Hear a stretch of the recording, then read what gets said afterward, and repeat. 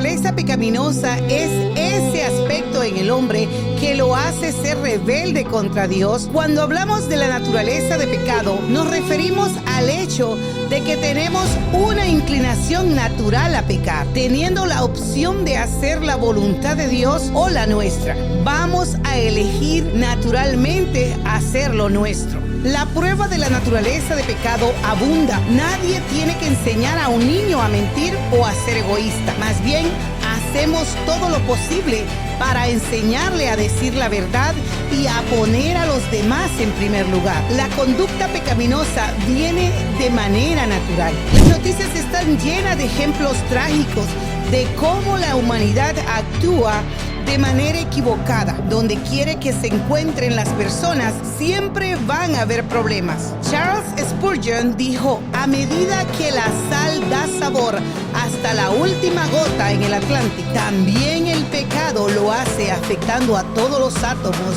de nuestra naturaleza. Está tan tristemente allí, tan abundantemente allí, que si no se puede detectar, usted está engañado. La Biblia explica la razón del problema. La humanidad es pecaminosa, no solo en la teoría o en la práctica, sino por naturaleza. El pecado es parte de la fibra de nuestro ser. La Biblia habla de la carne de pecado en Romanos capítulo 8, verso 3.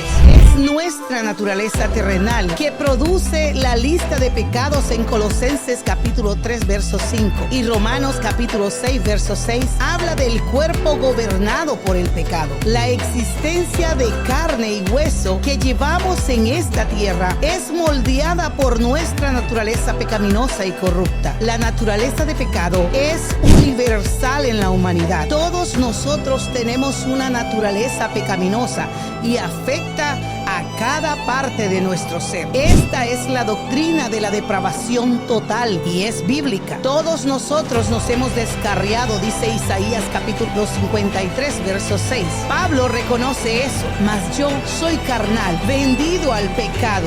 Romanos 7:14. Pablo, en su naturaleza pecaminosa, era un esclavo de la ley del pecado. Romanos 7:25. Salomón coincide con esto: ciertamente no hay hombre justo en la tierra que haga el bien y nunca peque. Eclesiastés 7:20. El apóstol Juan quizás lo pone sin rodeos: si decimos que no tenemos pecado, nos engañamos a nosotros mismos y la verdad no está en nosotros. Primera de Juan 1:8. Incluso los niños tienen una naturaleza pecaminosa. David se lamenta por el hecho de que él había nacido con pecado y el cual ya estaba obrando dentro de él. He aquí, en maldad he sido formado y en pecado me concibió mi madre. Salmo 51:5.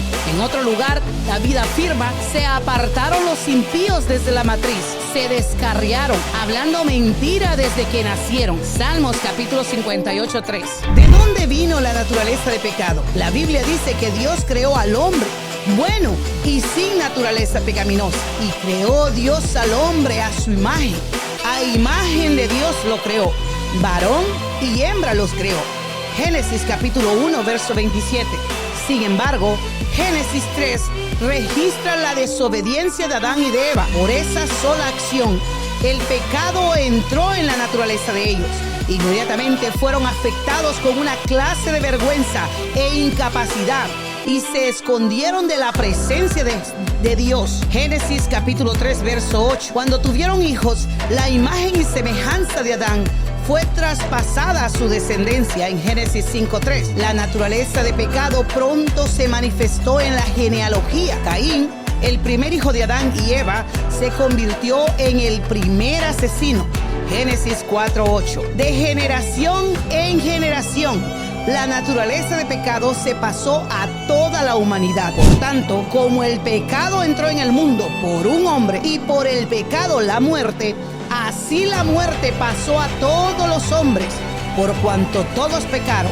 Romanos 5:12. Este versículo también presenta la verdad inquietante que la naturaleza de pecado conduce inexorablemente a la muerte. Romanos 6:23 y Efesios 2:1. Otras consecuencias de la naturaleza de pecado son la enemistad hacia Dios y a la ignorancia de su verdad. Pablo dice: por cuanto los designios de la carne son enemistad contra Dios, ¿por qué no se sujetaron a la ley de Dios?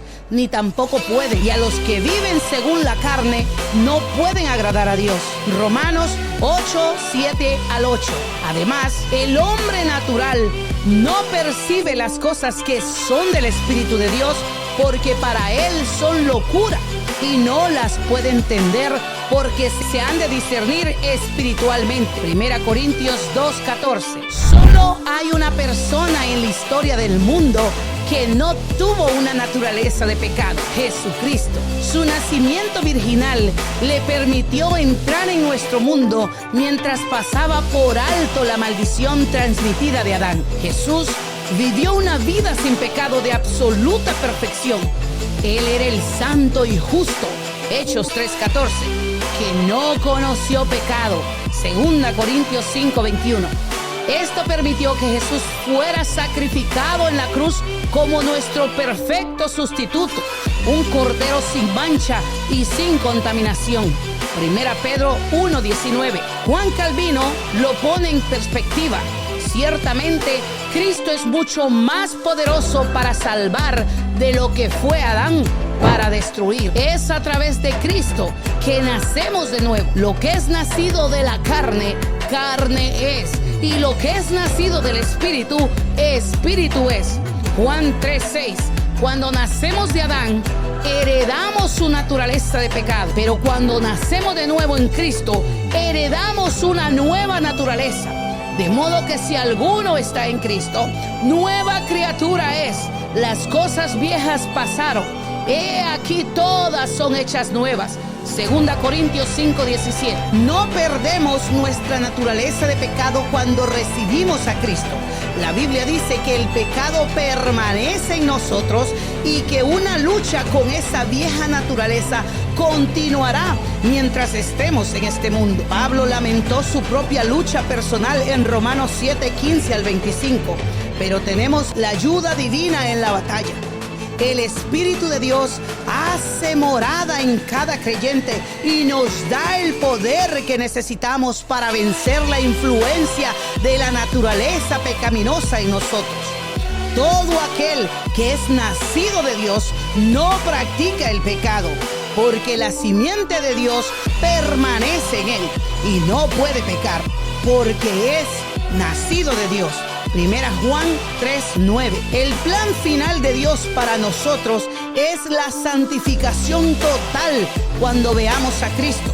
1 Tesalonicenses capítulo 3, verso 3 y 1 Juan 3:2. A través de su obra acabada en la cruz, Jesús satisface toda la ira de Dios contra el pecado y proporciona a los creyentes la victoria sobre la naturaleza pecaminosa, quien llevó él mismo nuestros pecados en su cuerpo sobre el madero, para que nosotros, estando muertos a los pecados, vivamos a la justicia. 1 Pedro capítulo 2, verso 24. En su resurrección, Jesús ofrece la vida a todos aquellos atados por la carne corrupta. Aquellos que han nacido de nuevo ahora tienen este mandato.